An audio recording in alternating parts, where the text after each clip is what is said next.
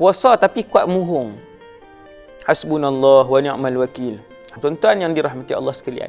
Di dalam masyarakat ni ada orang, bohong itu menjadi darah daging dia.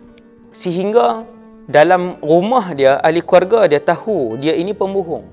Di tempat kerja, semua staf tahu dia ini pembohong. Dalam kampung tu tahu dia ini pembohong. Hasbunallah wa ni'mal wakil. Hasbunallah wa ni'mal wakil. Sedih tengok orang yang diuji oleh Allah SWT dengan sifat bohong ni. Sah tak puasa orang bohong? Jawapan dia sah, tapi tak ada pahala. Bahkan boleh menghapuskan pahala. Bahkan disebut dalam satu hadis yang sahih, orang yang tak pandai jaga mulut dan akhlak, Allah tak perlu kepada dia fi an yada'a ta'amahu wa syarabah. Itu teks dia. Untuk dia meninggalkan makanan dan minuman dia. Hadis sahih. Puasa jagalah. No?